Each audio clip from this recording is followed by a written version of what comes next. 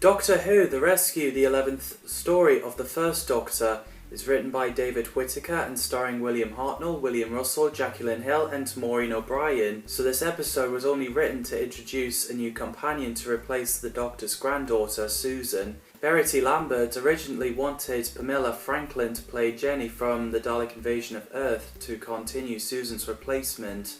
So Lambert changed her mind. David Whittaker wanted to do a two-part story. The names for Vicky was going to be Valerie, Lukey and Millie, taking the inspiration from Millie Small, but the name is considered to be a comedian. Too similar to Millicent Martin, and the story was going to be called Doctor Who and Tanny, which is another name considered for Vicky.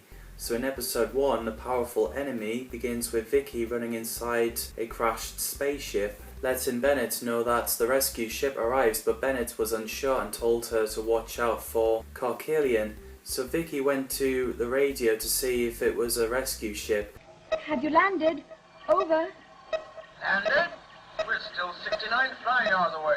So the TARDIS arrived at the cave, and the Doctor seems to be upset about leaving Susan. So as Barbara and Ian went out, the Doctor decides to have a nap. So Ian and Barbara ended up meeting Carkelian and wanting the Doctor, so Ian goes to fetch him, and after that Barbara ended up falling off the cliff.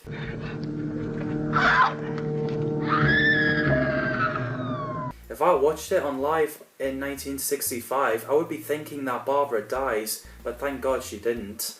So the Doctor realises he's on the planet Dido in 2493 and he has been there before. So Ian found the Doctor. Meanwhile, Carkelian confronts Vicky about going outside of the ship. So he went to another room and Vicky uncovered the blanket to reveal that Barbara is still alive. What a relief. So Vicky was upset that she's stuck on the planet and she lets Barbara meet Bennett. While the Doctor and Ian sees the creature in the pit, they get caught up in a trap and Ian was about to get impaled by those metal spikes. Doctor! They're pushing me towards the edge! William Hartnell again is a fantastic Doctor. William Russell and Jacqueline Hill as Ian Chesterton and Barbara Wright are amazing as well. Maureen O'Brien played Vicky, and you'd be thinking that her last name isn't revealed. Well, it did in the Phantom Wiki. She's called Vicky Pallister, not Victoria, who's an orphan from Earth to go to Astra, but ended up landed on Dido in 25th century. I think Maureen O'Brien is great as Vicky. She's so likeable and intelligent. Maureen came out of the drama school when she was casted, and it's her first acting on television, which is cool.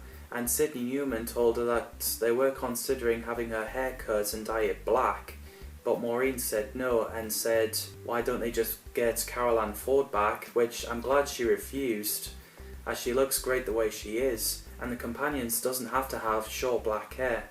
Ray Barrett played Bennett, who crashed the ship and turns out to be a murderer and disguised himself as Carkelian. Tom Sheridan played a captain of spacecraft called the Seeker, who was supposed to rescue Vicky and Bennett, but yeah, the casts did a great job, and I love the 1960s Dalek theme, it gives me the goosebumps. So in episode 2, Desperate Measures, Ian swings himself around from spikes, which surprisingly Indiana Jones didn't do. And I loved his line when he said, "The executioner sounds disappointed."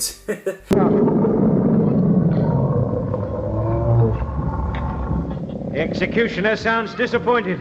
So the Doctor and Ian finds a way out. Meanwhile, Bennett was passing out in the bed, so Barbara and Vicky helped him to get to his room, advising them to do what Carkelian says. So then Vicky sees the creature and Barbara killed it, which made Vicky upset and throwing tantrums, which is a sad moment. So the Doctor and Ian walked in and he gave Vicky a tissue while she gets upset. The Doctor asked Ian and Barbara to leave them two alone to chat. We get a nice moment when the Doctor talks to Vicky and making her feel better. We are here to help you. This is all we're going to try to do. You know, we're not going to ruin things for you. So the Doctor went to another room to see Bennett, then Ian and Barbara returned and they revealed to Vicky that they're from 1963 and time travelled. The bit where Vicky tells Ian and Barbara that they must be 550 years old and they laughed is pretty amusing.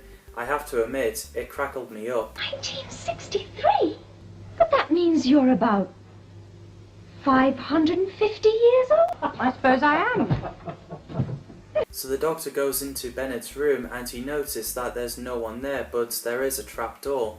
So he goes underground and he finds out that Bennett disguised himself as Coquillion.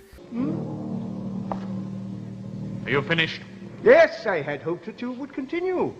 So while Ian, Vicky and Barbara walks out of the ship, Bennett reveals that he murdered the crew member on the ship. So we get an awesome fight between the Doctor and Bennett with the explosions.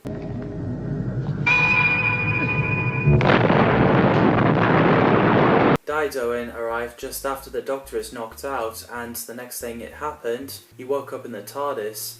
Apparently Didoin were a very peaceful race on Dido, so the Doctor offered Vicky if she wanted to travel with him. Barbara, Ian and Vicky agreed with each other, and she's surprised to see the inside of the TARDIS. So yeah, Vicky becomes a new companion. Vicky, are you going to come with us? Oh, I'd like to. Yes. So the captain calls on the radio in that spaceship, but the Didoin came and destroyed the radio. This is rescue ship calling. The TARDIS landed on the cliff and fell, which leads to next episode. So yeah, I think the story has done well for low budget. Vicky's development is great and I really like this story. What's your thoughts on both Rescue Part 1 and 2? Let me know in the comments down below. As always, thanks for watching and see you in the next video.